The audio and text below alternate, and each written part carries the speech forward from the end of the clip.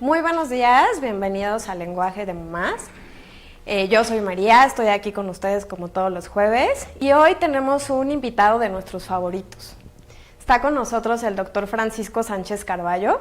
Él es médico cirujano por parte de la Universidad Nacional Autónoma de México y tiene especialidad y maestría en medicina homeopática por parte de la Escuela de Posgrado de Homeopatía de México. Bienvenido, Francisco, ¿cómo estás? Gracias, María, buenos días, gracias por la invitación, gracias, Janet. Bienvenido, bien, buenos bien. días a todos.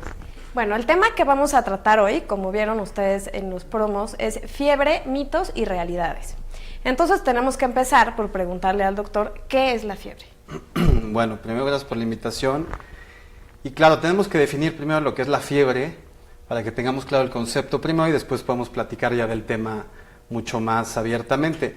La fiebre es un síndrome, es lo primero que tenemos que saber, que no es un síntoma o un signo aislado, sino es un síndrome, el cual implica que tiene varios signos y síntomas dentro de este proceso de la fiebre, ¿no? Y es la elevación, lo podemos empezar a definir como la elevación de la temperatura por arriba de los 38 grados centígrados. Hay algunas variaciones según la bibliografía, pero para fines prácticos es arriba de 38 grados, ¿no? Ok, entonces, ¿cuáles son los valores normales de la temperatura en el cuerpo? Claro, los valores normales van, dependiendo de la edad, evidentemente, desde los 36 grados hasta los 37,1 más o menos, para fines prácticos igual, donde podemos decir que la temperatura está a niveles normales. Ok, entonces pasando 37,1 comienza la febrícula. Pasando a los 37,1 ya podemos pensar que hay un proceso que está elevando la temperatura. Antes de continuar con esto tenemos que aclarar un poquito los términos, ¿no? La fiebre es una elevación de temperatura por un factor externo, que generalmente en más de un 80% es infeccioso, y es diferente a la hipertermia, que es solo la elevación del calor, ¿no? La hipertermia puede ser por una insolación, puede ser por algún factor ambiental también, y no por un factor externo y que genera una respuesta. La fiebre siempre va a ser originada por algún factor externo y eso va a elevar o generar una reacción que va a iniciar con la elevación de la temperatura, ¿no? Y bueno, claro, los 37,1 grados es como el límite que podemos tomar en cuenta para saber que el organismo está teniendo un proceso distinto, y entre 37,1 y 37,9 podemos pensar que o se define el término de febrícula. También hay algunas bibliografías que dicen que desde 37,5 a 37,9 es febrícula, pero bueno, para fines prácticos, de 37,1 a 37,9 conocemos el término de febrícula, ¿no? Ok, oye, ahora, yo creo que algo básico es, ¿cómo tomas la temperatura? O sea, ¿le pones el termómetro en la boca o se lo pones en la axila o en el oído? Ahora ya hay unos que te toman como por un rollo infrarrojo. Sí, sí. ¿Qué tan exactos son o cuál es el método que tú más recomiendas para tomar la Claro, temperatura? hay diferentes formas y diferentes termómetros. Yo recomiendo siempre el termómetro tradicional, el que conocíamos como de cristal, que tiene el mercurio ahí muy marcado. Algunos médicos, algunos pediatras no lo recomiendan ya porque tiene el peligro de que se puede romper, y la toxicidad que tiene el mercurio ambientalmente, pues ya sabemos que es sumamente mala. Pero bueno, los son digitales, que son así, el aparatito que conocemos delgadito, es el más confiable. Está el óptico, que sabemos que se tiene que introducir a la entrada del pabellón, en el conducto externo, y hay algunos que lo toman en la frente también. Hemos visto que esos se pueden manipular con mucho riesgo de que la cifra sea inexacta, porque si el óptico, por ejemplo, lo metemos y no está bien colocado, puede marcar más o menos temperatura. Y bueno, el de la frente tiene un rango de error mucho más alto, ¿no? Entonces yo les recomiendo el de cristal o el digital, que ya lo hacen de plástico ahora. Y bueno, la forma de tomarlo, existen diferentes zonas donde se puede tomar la temperatura, ¿no? La más adecuada y la más real es la rectal. La rectal siempre es la cifra donde nos podemos dar cuenta si está bien o mal tomada cuando hay alguna duda de la temperatura. Pero también podemos tomarla axilar, oral, y que son las más comunes, ¿no? La más cómoda para las mamás debe de ser la axilar, porque los niños normalmente es la que más toleran. En la boca también puede haber ciertas variaciones en la temperatura, y la rectal, en cuanto a la media de la temperatura, siempre nos va a marcar un poquito más del resto de las otras mediciones. Entonces, si por ejemplo tenemos 38 grados en la vía axilar, en la rectal tendremos 38,5 por lo menos, si no es que un poco más, ¿no?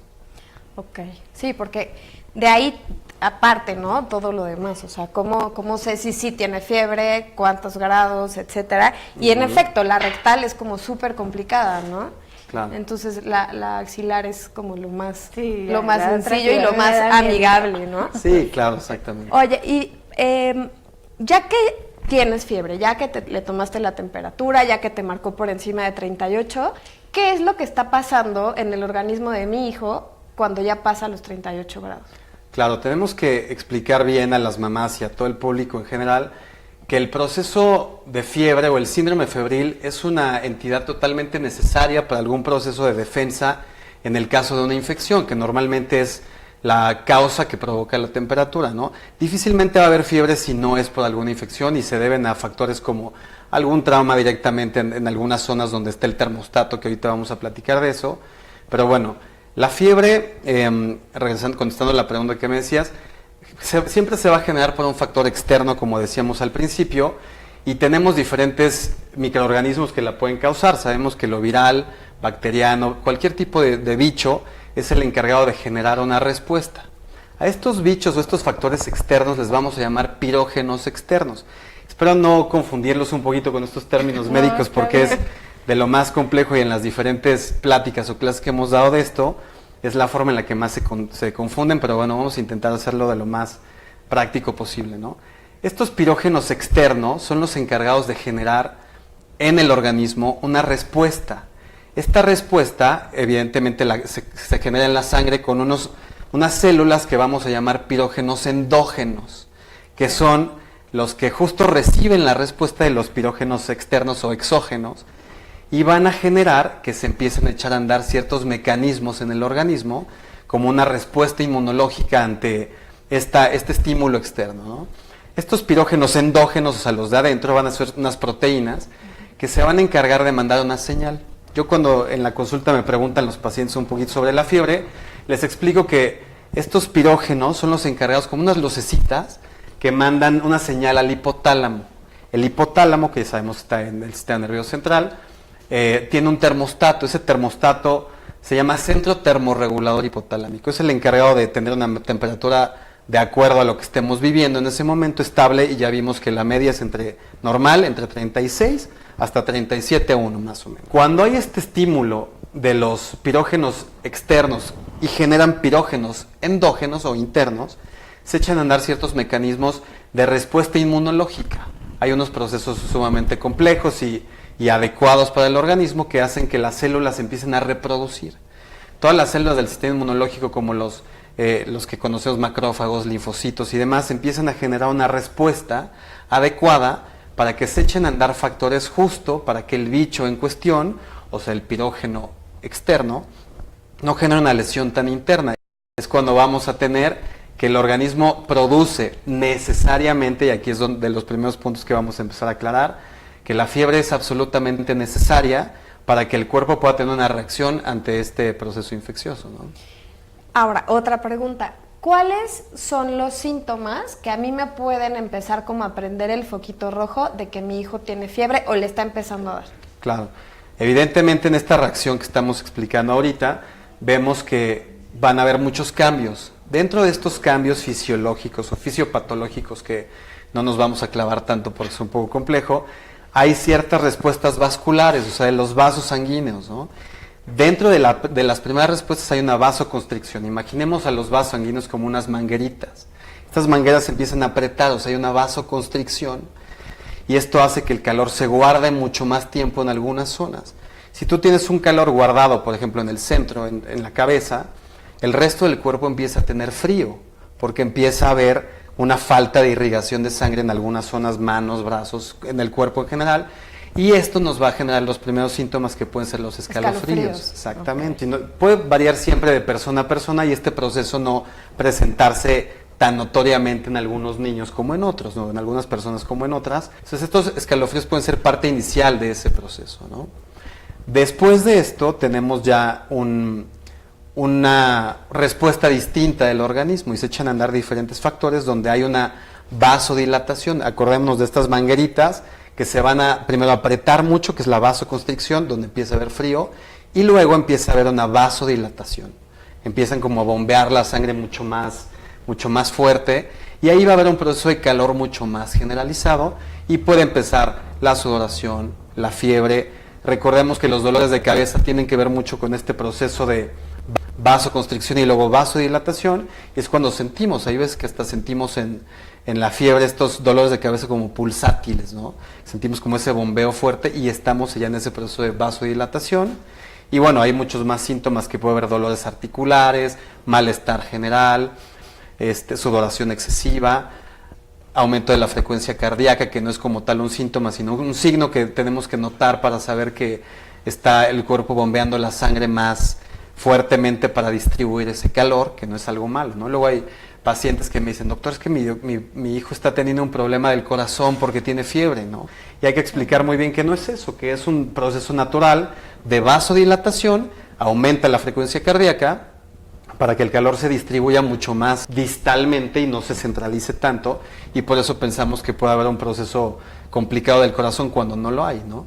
La respiración también aumenta, entonces notamos taquipnea, o sea, aumento de la frecuencia respiratoria, y bueno, son dentro de los signos o síntomas que podemos notar al inicio de la fiebre, ¿no?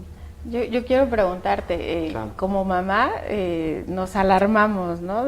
Ya conoces perfecto a tus hijos cuando ya tiene como el ojito lloroso, tú detectas cómo empieza, ¿no? El síntoma del ojo triste. Sí, algo así. Y yo lo que quiero preguntarte ¿es bueno o es malo? Porque pues luego se alarma uno, ¿no? De chin, ya le va a dar algo muy feo, o ya quieres empezar a pensar que lo vas a meter a bañar, lo quiero ligar mucho con una pregunta que tenemos aquí de nuestros televidentes, cibernautas digitales. Ok, sí. Dice Sol, ¿no? Sol Barrón, ¿qué debemos hacer cuando se tiene fiebre? ¿Cubrirnos más o destaparnos? Ok. Por eso es el tema, ¿no? De mitos o realidades, y pues uno siempre se alarma. Mi pregunta antes de esta de Sol, yo quisiera saber si es bueno también, o sea, no es tan grave que les dé. Claro, evidentemente tenemos que, si vamos a empezar ya a tocar estos puntos, vamos a decirlos como en orden de lo que tenemos que hacer, ¿no? Okay. Contestando primero tu pregunta, no es mala la fiebre. De hecho, a mí cuando los pacientes me hablan y me dicen, doctor, mi hijo tiene fiebre, yo siempre les digo, qué bueno. Hay algunas mamás que me dicen, ¿cómo? Pero Qué bueno, ¿cómo ¿no? te pones, no? Exactamente, porque para mí como médico es una respuesta adecuada que está haciendo que el organismo esté reaccionando adecuadamente o normalmente para restablecer la salud. Entonces, la respuesta es no es mala, nunca es mala la fiebre, pero sí tenemos que hacer ciertas cosas cuando notamos que la temperatura se eleva, ¿no? Sí, y es algo también cultural, ¿no? Porque Claro. todos lo que hacemos es luego ponerlos en calzoncito o meterlos Sí, las a compresas bañar. con agua fría, Sí, claro, claro. Eso sí me interesa muchísimo, porque por eso tenemos aquí al doctor hoy, porque en especial el tema con él es muy importante para que nosotras como mamás estemos informadas y tomemos conciencia de la importancia de estos cuidados, más allá de pues sí, llamarle al doctor, que el doctor siempre nos contesta, ¿no? Esa es otra cosa importante. ¿Qué podemos hacer? ¿Sí está bien esto o ahí es un mito? ¿Qué Ok. sí y qué Porfa. no y cómo? Exactamente. Bueno, lo primero que yo les digo cuando he tenido la oportunidad de esta plática o de esta clase es, la primer indicación es evidentemente después de confirmar que la temperatura está por arriba de 38 grados, es ¿cuál Llamar sería? al médico. Llamar al médico, ¿no? Siempre les digo a mis alumnos o a la gente que le platico esto, que lo más importante es llamar al médico siempre. El médico es el que tiene que determinar qué cosas se van a hacer y cuáles no, y qué es adecuado para el paciente y qué no. Pero si es en la noche. No importa, los médicos debemos de intentar no estar todos son disponibles como tú. 24 horas, ¿no? La Pero, mayoría, ¿no? Apaga. pero bueno, justo por eso vamos a platicar un poquito de las medidas generales que podemos hacer en caso de que no encontremos al médico pronto, ¿no? Y una de tus preguntas era esta parte de si meterlos a bañar. Parte de las medidas generales que tenemos que tomar en cuenta siempre debe de ser la hidratación y el manejo del calor en el paciente. si nosotros somos un poquito congruentes con la naturaleza humana y esta respuesta natural de la fiebre que está teniendo el organismo ante un evento infeccioso, tenemos que respetar lo más que podamos eso. Entonces, estamos muy acostumbrados, o la gente tenía la costumbre, y ahora, antes mucho más radical que ahora, de enfriar a los pacientes o enfriar a los niños, ¿no?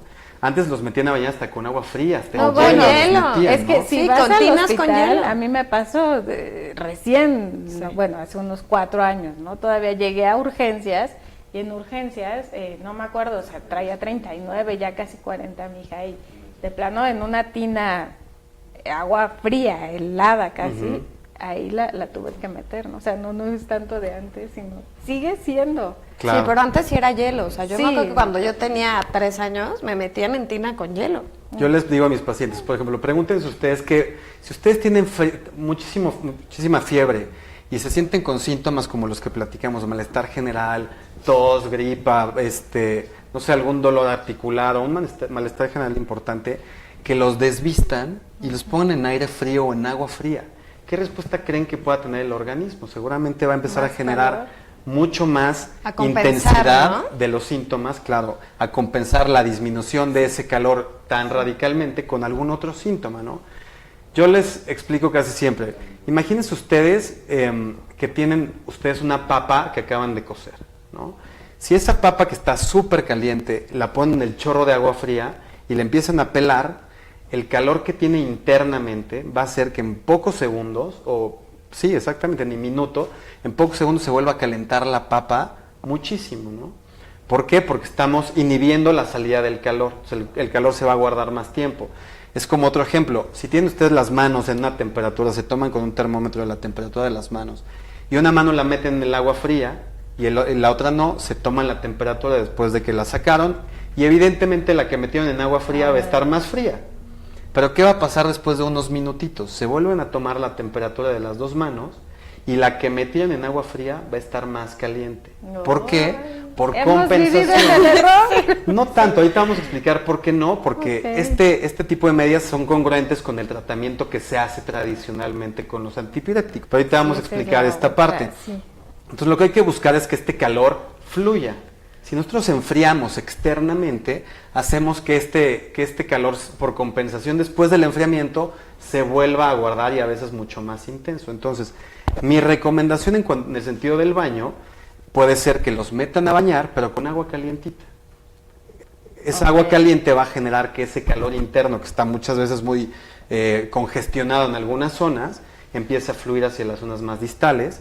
Y después de este baño, tapar a los niños. Ahí es donde me voy a echar como algunos comentarios controversiales, porque normalmente te dicen los médicos, destápalo. Y como aquí el doctor viene a decir en cadena nacional, No, es que ¿no? por eso tenías Que que los- Por eso venir. estás aquí.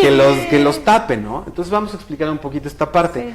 Cuando nosotros generamos un calor del cuello para abajo, que vamos a intentar que la cabeza esté libre para que se descongestione un poco y fluya todo el resto del cuerpo, generamos que el calor externo con las cobijas, con la pijama, con los calcetines y demás, empiece a jalar un poquito ese calor, ¿no? Ese abrigo empieza a hacer que la distribución de calor ya no sea tan central y se vaya más distal, ¿no? Que valdría la pena explicarles un poquito, ¿no? Esta parte de lo distal, que Claro, tiene que ver con claro. las extremidades. Normalmente el calor y los vasos sanguíneos más importantes están en cerebro y corazón, ¿no? Y los órganos del pecho, el tórax, pulmones y demás, ¿no? Riñones y todo esto. Y en los brazos y las piernas hay una circulación menor. Es evidentemente lógico por la necesidad que tenemos de ciertas respuestas orgánicas, ¿no? Entonces en la fiebre este calor está sumamente mal distribuido en la cabeza y en el pecho. Cuando generamos un calor distal, o sea en las zonas más lejanas, hacemos que este calor central empieza a moverse por radiación hacia esas zonas. Y tenemos la ventaja de que tenemos el órgano más grande del cuerpo, que es la piel. O sea, en la piel tenemos muchísimos poros por donde salen y glándulas sudoríparas por donde va saliendo sobre todo el sudor, y es una forma perfecta para hacer que se distribuya ese calor. Entonces, hacemos que con el abrigo, con la pijama, con las cobijitas y demás, sin ser en exceso, empecemos a generar por radiación de calor de una superficie muy caliente hacia otra similar o igual de caliente, como es Ok. las cobijitas o con lo que abriguemos, ¿no? Por radiación se va a equiparar ese calor. Si nosotros tocamos al paciente vamos a notar que está muy caliente, pero es la piel.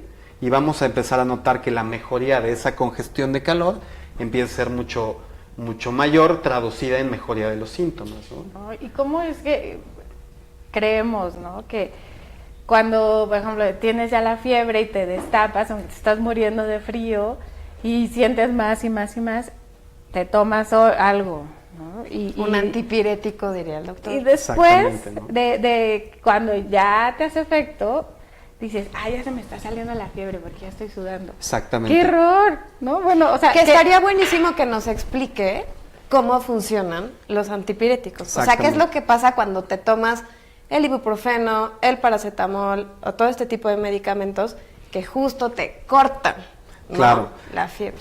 Regresando un poquito a esta explicación de la fisiología o fisiopatología de la fiebre, tenemos un proceso en el cual con esta elevación de la temperatura se inhibe muchísimo las lesiones que puede generar el microorganismo en turno, ¿no? Si nosotros tenemos a la temperatura ambiente normal o la temperatura normal entre 36 y 37,1, hacemos que el bicho en cuestión o ese pirógeno exógeno que ya habíamos platicado esté generando todo lo que está diseñado para hacer, ¿no? Aumento de la respuesta inflamatoria, producción de moco, dolores, inflamación de tejidos blandos, muchas cosas. Por ejemplo, dan un ejemplo de un proceso respiratorio, ¿no? Entonces, cuando inhibimos este proceso que tiene el cuerpo en la fiebre de generar anticuerpos, de madurar esos anticuerpos para combatir al bicho en cuestión, justo evitamos que tengamos esta respuesta adecuada natural y hacemos que el paciente se limite en esta respuesta, ¿no? Por eso la medicina tradicional, la medicina alopática, lo que hace es que da antipiréticos, por eso se llaman antipiréticos, porque inhiben la producción de pirógenos. Esta respuesta que se iba a generar con todo este proceso que ya explicamos ya no se presenta y se inhiben esta elevación de temperatura, por lo tanto el organismo está mucho más indefenso en cuanto a la parte inmunológica de poder generar una reacción adecuada para el organismo, ¿no? Por eso y también nos enmascara mucho en los cuadros clínicos. Tenemos muchos síntomas que ya no se van a presentar y nos evita que podamos diagnosticar adecuadamente lo que está pasando realmente en el paciente, ¿no? Ok. Y ahora entonces, explícanos cómo trabaja el medicamento homeopático en caso de la fiebre. Ok. El medicamento homeopático, y en todos los casos la medicina homeopática, debe de buscar siempre seguir la línea natural y respeto a las enfermedades importantes, ¿no? Entonces, el medicamento lo que va a hacer es, claro que va a buscar la acción desinflamatoria, bajar las congestiones, pero al mismo tiempo echa a andar este proceso adecuado de respuesta inmunológica, limitando que las congestiones de calor sean tan intensas como para generar una molestia mucho mayor, pero siempre respeta ese proceso y lo limita un poco en el sentido de que el paciente no se sienta tan mal cada vez, ¿no? Pero siempre no inhibimos esta respuesta, sino la modulamos un poquito y vamos también trabajando adyacentemente con las funciones energéticas del medicamento homeopático en los dolor, moco, diarrea, congestión, etcétera, ¿no? Perdón la interrupción, pero ya tenemos saludos, tenemos preguntas que van muy ligadas a lo que ya estás platicando, ¿no? Uh-huh. Tenemos aquí, bueno, nos preguntaban de la fiebre, cubrirnos, destaparnos, ya lo dijiste. Nos pregunta Claudia Miranda, dice, hola, ¿qué pasa con el riesgo de las convulsiones? Vamos ahorita a esta respuesta con el doctor. Avi Ulloa dice, excelente, muy bien. Amel Curi, saludos Amel. ¿En qué favorece el baño cuando se tiene la fiebre? Bueno, esto ya también ya lo explicamos platicando. un poquito. A los benedictinos que siempre esperan su saludo. Les Saludos. un saludo. Ya tenemos a quien recomendarles, a todo el monasterio entero. Y bueno, Hussein, tengo una gripa de una semana. Ya vi Coco y creo que iré al mundo de los muertos, ayúdenme. Saludos a Hussein. Sí, saludos. Lo dice Verónica García. ¿Las compresas en la pancita, frente y pies es recomendable? que bueno, primero vamos a Contestamos contestarle a en Claudia orden. Miranda, ¿no? Ok, bueno, saludos a Claudia Miranda, me imagino que esa es una paciente mía. El tema de las convulsiones es sumamente común dentro de los mitos o realidades del tema de la fiebre, ¿no? Antes de empezar las convulsiones, una medida que tenemos que tomar en cuenta siempre es la hidratación. De los únicos riesgos que tenemos importantes en la fiebre es que el paciente se deshidrate por la pérdida de agua, por el calor intenso que tenemos, ¿no? Okay. Entonces, las convulsiones es un tema que no es tan mito, porque realmente sí puede haber convulsiones febriles, ¿no? Yo creo que ese es el temor, perdóname la interrupción, Uh-huh. ese es el temor, ¿no? Claro. De que por eso lo encueras, porque te da miedo que no se te Exactamente. olvida que tu mamá, la abuelita te dijeron que puede caer en una convulsión, ¿no? O Claro, alguien de lo hecho vivió. no sé si te acuerdas, pero bueno, cuando Francisco nos dio esta clase en la universidad y preguntó, ¿qué es lo primero que tienen que hacer? Yo me acuerdo que le dije, no ponernos histéricas, porque en realidad eso es lo que pasa, ¿no? O sea, como que dices, fiebre, convulsión, seguro, Sí, infección, sí. no sé qué, y ya te empiezas a hacer una historia que ya, después de que escuchas esta plática, dices, no, pues la verdad es que sí estaba un poquito equivocada, ¿no? Sí, ¿no? Las convulsiones febriles se deben principalmente a la irritación que se genera en el sistema nervioso central y por eso los niños pueden convulsionar. Es sumamente raro o casi imposible que un paciente adulto tenga una convulsión febril. Entonces, las convulsiones febriles se presentan generalmente entre los 5 meses de edad y los 5 años de edad. Es un rango que podemos dar. Hay algunas variaciones según los estudios y las bibliografías que nos hablan desde los 6 meses hasta los 6 o 7 años, ¿no? Difícil que un bebé de menos de 6 meses convulsione por fiebre. Y difícil que un niño mayor de 5 o de 6 años convulsione por fiebre. Esto se debe por la inmadurez que hay todavía del sistema nervioso. ¿Y qué es lo que pasa? Se irritan. Imaginémonos que el sistema nervioso tiene ciertos cablecitos que pueden estar a veces sumamente sensibles por las congestiones de calor. Esta congestión de calor en la fiebre hace que se irrite, o sea, que se excite o sobreexcite el sistema nervioso y tenemos como un estímulo o como que se pela un cablecito del sistema nervioso central y vamos a generar un estímulo que puede ser en este caso la convulsión. Es importantísimo decirle a la gente que cuando hay una convulsión febril, no hay hasta el día de hoy algún estudio que nos diga que puede generar una lesión permanente o transitoria en el paciente. El paciente no se queda ni ciego, sordo, mudo, tonto, ni mucho menos como hay muchos mitos, ¿no? Lo único que debemos de cuidar en estos casos de las convulsiones febriles es que el paciente no se golpee, que no se muerda, que no tenga objetos que lo puedan lastimar cercanos, no meterle cosas a la boca, no hacer cosas que no sepamos y siempre evidentemente en lo que le llamamos al médico, observar al paciente. La convulsión puede durar unos segundos, a veces hasta algunos minutos, que no es lo común, pero la notamos como un espasmo, como un aumento del tono en alguna parte del cuerpo o también con temblores, ¿no? Ya sean tónicas o clónicas, algún movimiento de algún bracito, de alguna pierna o generalizada, ¿no? Las alucinaciones. Los delirios son comunes, de hecho son de las cosas que no nos asustan tanto como las convulsiones, porque evidentemente, como tú decías, parte de los temores de los papás es ver a un niño convulsionar. Sí, es que yo me imagino un cuadro así, que si tengo uno de mis hijos, que ya le tomamos con el de mercurio la temperatura y ya está en 39 y cachito, mi esposo me va a decir, ¿cómo crees que lo vas a tapar? ¿No? Es como Claro. enfrentar esto. Exactamente, ¿no? Pero entonces lo que podemos provocar es que se dispare todavía más. Es lo que Las estoy convulsiones entendiendo. febriles normalmente se presentan en fiebres altas, en arriba de 39 grados, ¿no?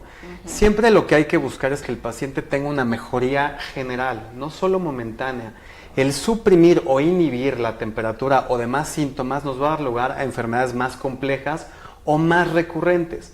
Yo les digo a mis pacientes, ¿qué prefieren ustedes? ¿Que el paciente esté dando cada 6 u 8 horas ibuprofeno, paracetamol o lo que sea, para que baje la temperatura y tenemos el paciente con 5 días de fiebre o 7 días entre que se subió y se bajó, o que dejemos que la fiebre fluya con estas medidas, con una hidratación importantísima, que hay ciertas fórmulas que podemos aplicar para una hidratación adecuada y que ese calor no genere tantas molestias, las medidas generales de taparlo, abrigarlo, que sude, de bañarlo con agua calientita, los paños que ahorita contestamos de una vez esa pregunta, sí. son buenos siempre y cuando no sean fríos.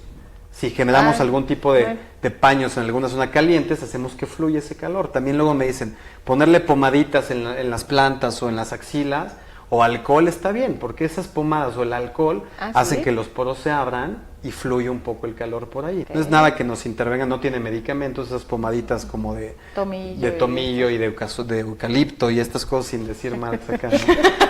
Pero bueno, siempre hay que respetar la terapia que se esté dando. En esos momentos sacas... Claro, quieren sacar todo. Hasta le echas el rosario abajo de la almohada, o sea, ya no sabes ni qué hacer con... Siempre hay que buscar que la terapia en turno que vayan a utilizar para el manejo de la fiebre, ya sea homeopatía o lo que se les ocurra, que la dirige el médico en cuestión. Para cualquier cosa de salud, el que tiene que dirigir al paciente o a los papás del paciente es el médico. No nos sintamos a veces como las mamás que... Por supuesto que las mamás conocen muchísimas cosas, ¿no? Las mamás de los doctores. Así es. Vamos a ver una cápsula justo referente a los mitos de la fiebre. Okay.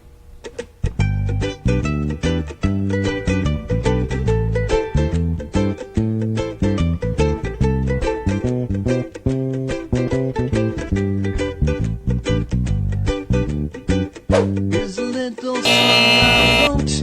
You might want to sing it note for note. Don't worry.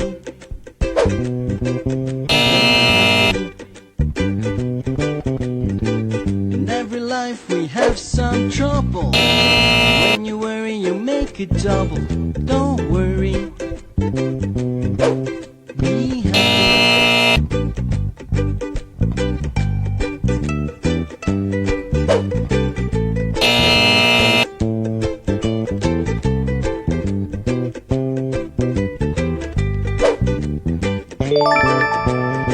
You got no place to lay your head. Somebody came and took your bed. Cameo Network. Bueno, y vamos a continuar con los saludos de Jessy Rueda, Dey Arreola, que está súper interesante, saludos. Enrique Torres, Mimi Martel dice, ¿qué puede? Es decir, ¿qué podemos evitar para que no siga subiendo? Me pasó que mi hijo se acercaba a mí y creo que por mi calor corporal subía. ¿Hay algo que podemos evitar? Creo que, bueno, no sé. Ya contestamos esta respuesta. Nada más contestar que la temperatura normalmente que tolera el cuerpo humano es hasta 41 grados centígrados. Okay. Si tienen 39, 40 todavía van a aguantar. Es difícil que la fiebre pase de 40 grados. Arriba de los 42 grados ahí sí ya es un problema serio, pero siempre hay mecanismos que se echan a andar para regular esta temperatura tan elevada, entonces difícilmente llega, y lo que puede hacer, lo que ya platicamos, generar un calor externo, hidratar. La hidratación es básica, fundamental. El médico tiene que decirles cuántos mililitros por kilogramo y demás, y el calor, justo pegarte al bebé a ti, hace que ese calor de él lo absorbas un poquito, así que es una terapia buena. Okay. Si tú estás muy caliente y él está menos, bueno, evidentemente genera más calor en él para que... No le ayudes. ¿No? César Vera, ¿hay alguna afectación al cerebro si la persona presenta mucha calentura? Bueno, Jessy Rueda ya habíamos saludado, ahorita dejamos pendiente la respuesta. Ana María Pascual Ramírez, muy buena explicación, doctor, tiene usted mucha didáctica. Saludos desde Oaxaca. Andy, saludos a Oaxaca. Andrea López Romero, sí, saludos a Oaxaca. Amel otra vez nos está comentando, dice, es muy cierto preguntar y no hacer las cosas por desesperación. César, otra vez, César Vera, saludos a la conductora y al doc. Creo que es tu fan número uno. Creo que es mi esposo. Saludos sí, a creo César. que es mi fan número uno. Y bueno, entonces tenemos esta pregunta, Faustino, muchos saludos y besos también. Vamos a esta pregunta que nos hacían, ¿no? De César. Sí. ¿Qué afectación, si hay alguna afectación al cerebro si la persona presenta mucha calentura? Era justo lo que hablábamos ahorita en el corte, ¿no? Que muchas veces justo este es uno de los mitos que nos generan más miedo, ¿no? Que puede ser la convulsión genera daños permanentes al cerebro. O hay otro clásico que es que los niños varones quedan estériles, ¿no? Cuando aumenta mucho la fiebre. Y tocamos una vez en la meningitis, que seguramente es un tema que también les preocupa mucho. Contestándole a César, la temperatura siempre se va a regular, por eso tenemos ese termostato que platicábamos en el hipotálamo, y se echan a andar ciertos mecanismos de defensa que ya dijimos, que son la frecuencia cardíaca aumentada, la frecuencia respiratoria, pero bueno, en la deshidratación sí podemos notar que el paciente puede empezar a llegar a elevar tanto la temperatura, que empiezan como cosas con el delirio, puede convulsionar y demás, pero difícilmente va a generar una temperatura mayor a 40 o 41 grados. Sí habría lesión si la temperatura llega a 42 grados o a más de 41 grados, pero difícilmente la fiebre va a llegar a más de 40 o de 40.5 grados. Entonces, contestándole a César, realmente no hay de qué preocuparse si hacemos las medidas generales y damos el medicamento adecuado, ¿no? Ok, Iván está viéndonos desde Jalapa, saludos a Jalapa. Y bueno, yo lo que también dentro de todo esto, hasta cuando uno es de adulto, ¿no? Hablamos mucho de los niños porque son nuestra preocupación, pero también entonces aplica, ¿no? de ponernos así súper, no taparnos hasta la cabeza, pero es igual, ¿no? Claro, tenemos que evitar el sobreabrigo, ¿no? Si estamos en una temperatura como la de ahorita aquí en el estudio, sí, evidentemente con una cobijita y una ropita delgada sería suficiente. Estamos en la playa igual, pero hay que taparlos lo suficiente para que el calor externo, o sea, del abrigo, sea similar al interno, que sea sumamente caliente de acuerdo a la temperatura que tiene, ¿no? O lo suficientemente caliente. Yo tengo duda. Nosotros hubo de pronto esta dualidad, ¿no? El paso, la transición cuando estás con la medicina alópata y de pronto estás... Te mudas a la homeopatía. Sí, claro. sí, porque empiezas a escuchar y a conocer, como decimos, ¿no? Siempre informarnos es lo que nos ayuda muchísimo como mamás, porque pues finalmente somos las que tomamos decisiones, ¿no? Y más cuando los hijos están así enfermos o alguien de la familia. ¿Cómo... Esto que nos platicas de cómo, de que los contrastes de meternos a bañar o a los niños así, Uh-huh. ya nos dejaste muy, muy claro cómo reacciona el cuerpo naturalmente, ¿no? Uh-huh. Pero ¿qué hacer si empieza con la temperatura? Okay. Te voy a hablar de mis hijos antes de la homeopatía. Uh-huh. Aplica si si le echaste un jeringazo ahí de un ibuprofeno famosísimo que de verdad que luego lo traemos ahí como si fuera jarabe. El celular en la bolsa. Exactamente, sí, sí. ¿Aplica?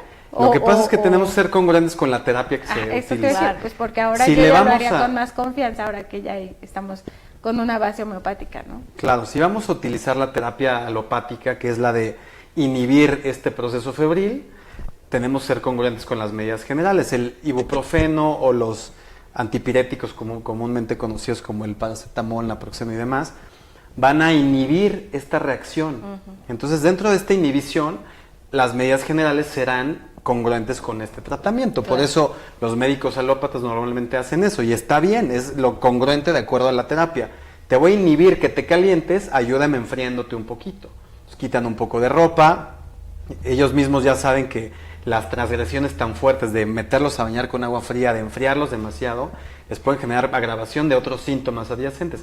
Pero si vamos a darles un tratamiento en ese sentido, tenemos que seguir esas medidas de sí, descubrirlo un poco y hacer que se refresque un poco más, ¿no? O sea, puede ser que entonces sea homeópata o alópata. Si tú estás viendo síntomas de fiebre, podemos tomar como unos minutos de probar esta técnica, ¿no? Que suena muy lógica de ayudar a que salga esta fiebre.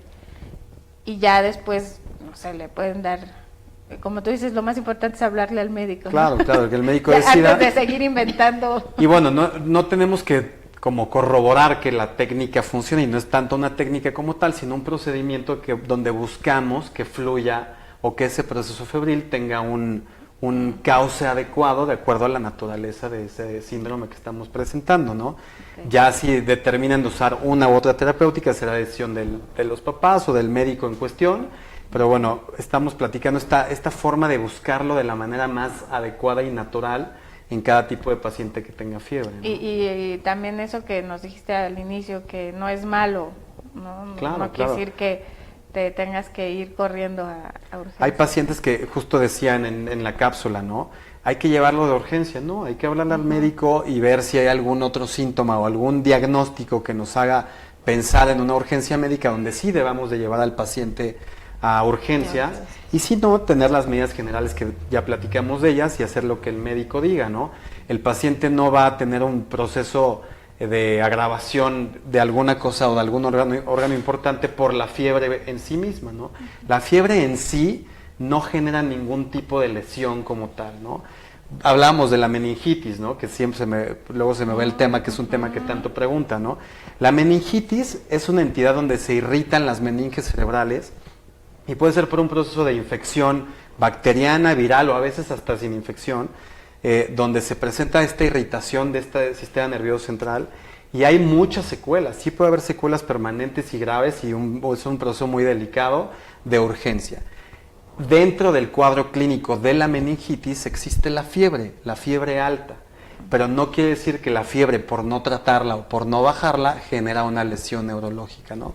O sea, la fiebre siempre va a ser como una consecuencia, digamos, de otro padecimiento. O de algún estímulo externo infeccioso, ¿no? Exactamente. Okay, pero que no nos va a llevar... consecuencia. La fiebre no genera, claro, sino la fiebre no... es generada Así es. por otro factor. Así es. Okay. Contesta César, agradece tu respuesta y dice, he vivido engañado. No engañado, sin el Un tratamiento poquito. farmacológico, Yo ¿no? también me cuento. Dice Liliana Michelot, espectaculares explicaciones y respuestas. Muchas gracias y saludos. Gracias, Liliana, Saludos saludos. a Vero Romero, a Ilcia, felicidades, doctor. Gracias, Esa sí Ilcia. es tu fan número uno. Saludos a mi fan número 1. A Héctorcito, muchos saludos también. Jorge Allende también nos está viendo. Hola, George. Lupita nos está viendo desde Cancún. Ay, qué y rico. Yadi, muchos saludos también, que son mamás también Me da gusto que no solamente estemos mamás, ¿no? Que también haya papás, personas que aunque no sean tampoco todavía padres, pero pues, es un tema que sí nos...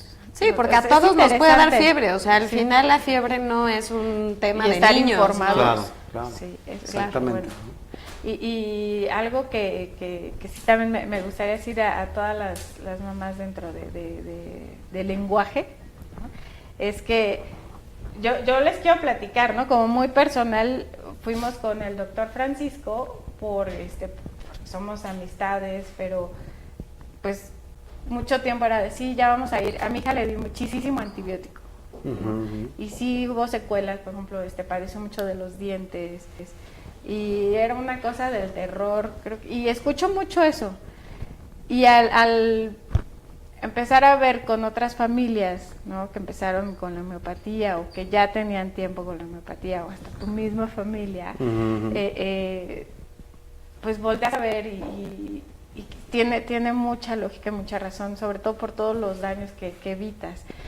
Yo no estoy diciendo ni quiero que digan, ay, a esta nos quiere convencer, pero además de todo, con Paco es un doctor que siempre te va a contestar y las mamás, en el lenguaje de las mamás, ¿verdad? Sí, es súper, eso es como de los primeros es lo que más agradeces, sí. o sea, estar siempre respaldada Pero es el por que tu siempre médico. vas a ir. Sí, claro. O sea, el Porque médico es el al que que vas te- a ir es el que te contesta, Y el aunque que sean te las da 2 de la razón mañana. antes está. Claro.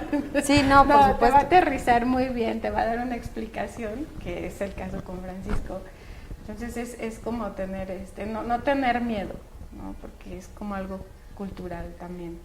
Y lo que haga cada quien de alópata o homeópata, que es súper respetable la decisión de cada quien, pero por eso era nuestro interés invitar a Francisco y que van a venir otros temas más. Gracias. Para que conozcamos más, ¿no? De las razones del por qué. Sí, queremos que seas de nuestros médicos de cabecera. Con oye. mucho Tienes gusto. mucho éxito. Estoy a sus Sí, órdenes. además muchas mamás siempre también en grupos de Facebook distintos, siempre hay cuando piden una recomendación de ya sea médico y sale ahí el nombre del doctor de Francisco. Muchas gracias Y por las cuando también piden recomendaciones. un homeópata, también estás ahí en el top. Muchas gracias. Lo más importante, de las cosas que quiero resaltar un poquito es que no pensemos como en la lucha entre medicamentos homeopáticos y alopáticos y demás, sino todos los médicos yo creo que debemos de seguir una línea de respeto hacia el paciente y de buscar siempre que el proceso de curación, de medicación, de atención integral al paciente siempre sea buscando que sea lo más adecuado y más natural posible. Pero además vas a la raíz. Claro, evitando que se supriman, que se inhiban cosas con tal de aliviar un rato cuando generamos una patología mucho más difícil o más compleja posterior por inhibir síntomas como la fiebre en este caso, que son sumamente necesarios, ¿no? Escojan la terapia que quieran, pero siempre busquen que esa terapia busque, o esa terapéutica busque que el paciente cada vez sea menos enfermo, que vaya hacia una salud cada vez más integral y mucho más completa, y una de las formas de hacerlo es conociendo la fiebre y manejándola de la manera más adecuada posible, ¿no? Sí, y yo digo, de las decisiones también fue que estaba siempre segura de que al entrar iba a haber antibiótico, y se cambiaba el antibiótico inyectado, tomado de diferentes. Eso es algo que también por lo que ya me gustó cuando fuimos contigo, porque fue una plática de decir, a ver, cuéntame desde casi de dónde estaban cuando, ¿no? Claro. ¿Dónde lo fabricaron? Sí. No tanto así. No, pero vas muchísimo de ver a la raíz. Y entonces cuando hay un diagnóstico, ahí es cuando la mamá siente toda la confianza.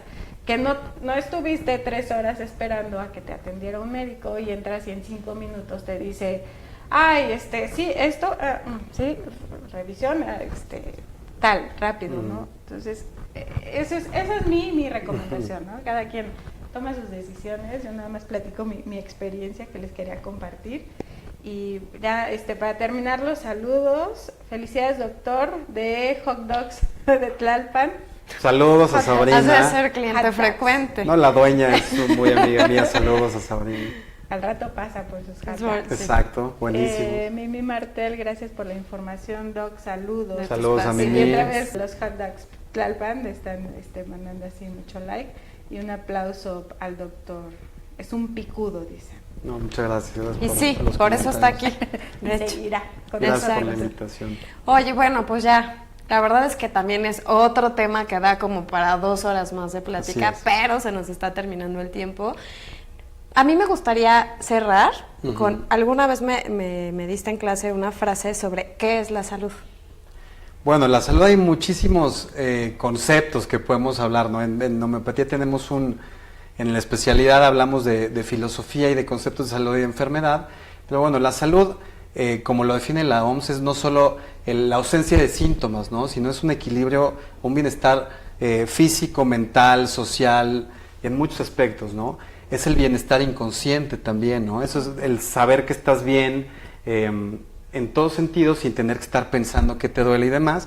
Y es el equilibrio de esa energía que tenemos o de esa vitalidad en todos sentidos, tanto en lo físico como en el intelecto, la voluntad y los sentimientos, que son parte inherente al ser humano, ¿no? Entonces, podemos hablar mucho de salud, como bien decías, pero bueno, podemos definir esos 3 conceptos que son básicos, ¿no? No solo la ausencia de síntomas, ¿no? Exacto. ¿Y dónde te pueden encontrar? Bueno, yo les doy en mi página de Facebook, bueno, en mi Facebook es un Facebook personal, realmente subo algunas cosas médicas, pero lo más fácil es mi celular, 55 5406 9100, por vía de mensajes, WhatsApp o de texto. A ver, repetimos, perdón, doctor, 55 5406 9100, que es mi celular.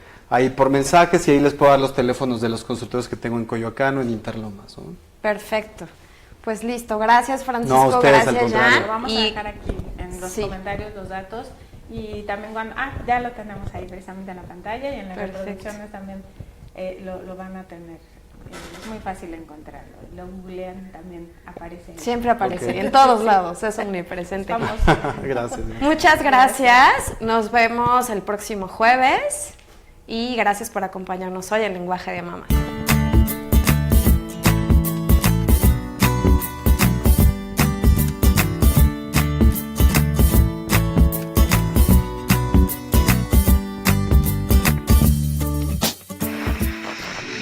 Cameo Network.